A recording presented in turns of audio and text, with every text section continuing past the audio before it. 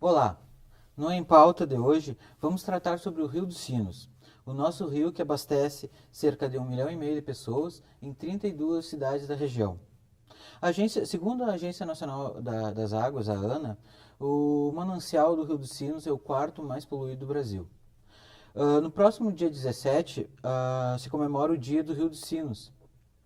E para falar sobre o Rio dos Sinos, e estado e projetos sobre o rio, estão conosco o Arno Kaiser, que é presidente do Comitê Sinos, a Solange Carmen Mânica, que é coordenadora do Centro de Educação Ambiental Ernest Sarlet, e o Anemar Gil, que é educadora ambiental da Comusa. Obrigado pela presença de vocês.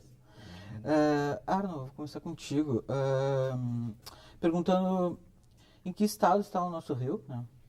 Qual o diagnóstico que tu faz dele e quais os projetos de recuperação e conservação da bacia do Rio dos Sinos. Bom, o Rio dos Sinos, né, como o próprio tu iniciaste, né, ele é um rio que tem um comprometimento bastante sério, até porque ele é um rio relativamente pequeno, é uma bacia não chega a 4 mil quilômetros quadrados e tem uma grande densidade não só populacional, né, e também como tem uma grande concentração de atividades industriais e também uma agricultura de um certo impacto, assim, né? Então essa é uma das razões, né, porque ele está nessa situação, né. Se ele fosse um rio maior, talvez ele não tivesse com esse tipo de problemas, né? E também esse enquadramento da ANA ele se dá muito em função da carga poluidora orgânica, né? E a nossa região é uma região que ainda a gente não tem totalmente implantado uma rede de sistema de tratamento de esgotos, né?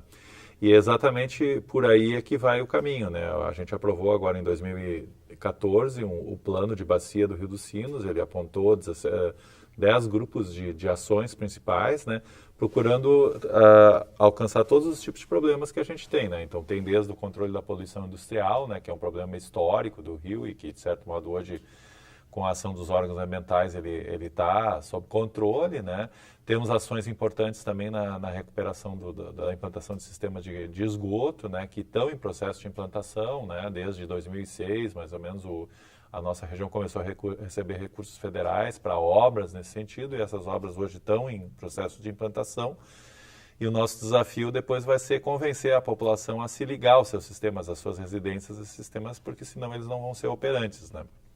E na área agrícola, né, a gente está fazendo também hoje um trabalho muito grande de estudo de todas as áreas estratégicas que a gente tem na região para a preservação de águas, os banhados, as nascentes, né, visando estabelecer políticas públicas de proteção a elas. E também controlar o consumo de água pela agricultura, especialmente a agricultura de arroz, né, que é uma agricultura que consome bastante recurso, né, que também, então, precisa desenvolver um sistema de regularização disso, né.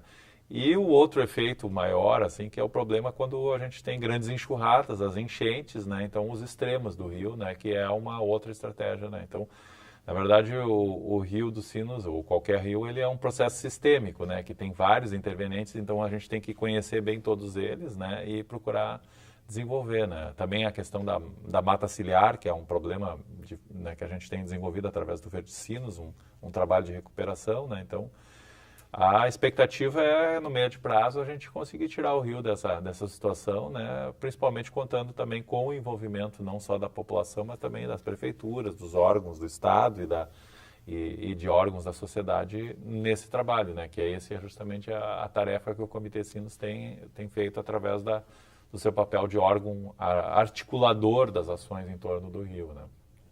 Solange, Neymar, eu li uma entrevista do Mozart Dietrich, né, que é o diretor da Comusa, ele comentando que o hamburguense utiliza 150 litros de água, normalmente, o dobro da média europeia, né? Que ações estão sendo feitas para conscientizar a população para ter um uso racional da água? Na Comusa, especificamente, a gente trabalha muito a questão da educação ambiental, né? Existem alguns programas que estão sendo já pensados e desenvolvidos há algum tempo, né?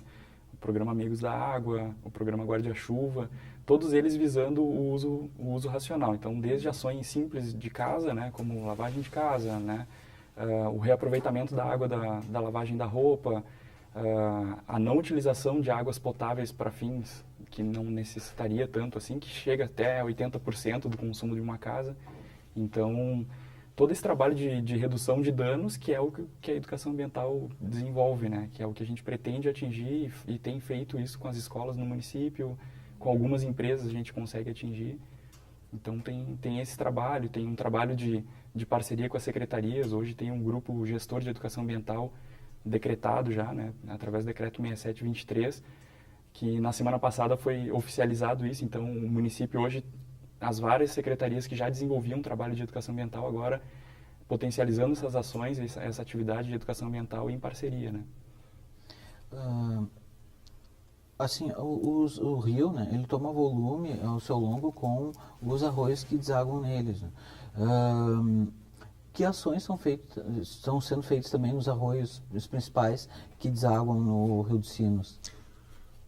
São exatamente as mesmas que se faz no rio, né? O Rio dos Sinos tem essa característica, né? Ele corre, principalmente no trecho inferior, em zonas de banhado, né? Então, com exceção de São Leopoldo, um pouquinho de Sapucaí, a maior parte do tempo ele corre afastado dos centros urbanos e os impactos se dão justamente dentro dos arroios, né? Durante o plano de bacia, nós estudamos particularmente 10 rios formadores, estabelecendo metas para cada um deles, né? Então, as mesmas ações que eu mencionei há pouco ocorrem ao nível dos arroios, porque, na verdade, o rio ele é o produto da água que cai numa determinada bacia, num determinado território, que é como uma bacia mesmo, um grande bacião, assim, onde tem as montanhas lá, e ele vai descendo, né? E nessa descida, a água vai dissolvendo todas as coisas que ela encontra pelo caminho, né? Então, temos arroios bastante comprometidos, até pela situação em que eles estão no centro de malhas urbanas, assim como também tem arroios que estão numa situação bastante boa, né? Então, o foco não muda, né? A gente tem que ir ao encontro desses problemas, né? Os arroios, tentando minimizar os impactos, né, dos arroios que estão em zonas urbanas, né? E proteger e preservar ainda cada vez mais os que ainda hoje passam em zonas menos impactadas, né? Mas mesmo os arroios mais impactados, né? Uma coisa curiosa, até, por exemplo, o Arroio Pampa e o Arroio Luiz Rau, aqui de Novo Hamburgo, que são os dois dos mais impactados na região. Se a gente for nas cabeceiras deles, eles ainda são rios relativamente preservados, né? Então, a gente dividiu os arroios e todo o rio por trecho e há desafios específicos para cada um dessa região. É o que a gente chamou de enquadramento, onde tem objetivos a serem atingidos. E os objetivos são basicamente a redução do coliforme fecal, né, que é um índice assim que baliza, né, também o oxigênio dissolvido, que é importante para aumentar o oxigênio dissolvido, porque é o oxigênio que é o essencial para a vida dos peixes, né? Então são parâmetros no qual a gente pode analisar a evolução das nossas ações, né? Porque não adianta só tu fazer as ações, tu também tem que, de certo modo, ir vendo indicadores para ver se nós estamos indo ao encontro daquilo que a gente planejou, né? E que está, de certo modo, acontecendo, né?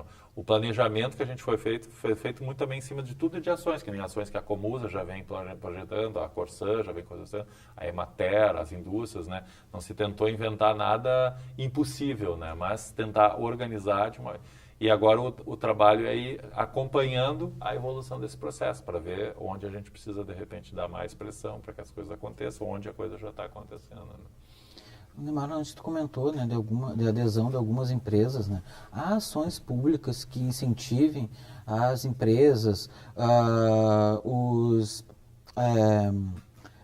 cultivadores, melhor dizendo, os plantadores, para reutilizar a água, ou mesmo grandes condomínios reutilizar a água?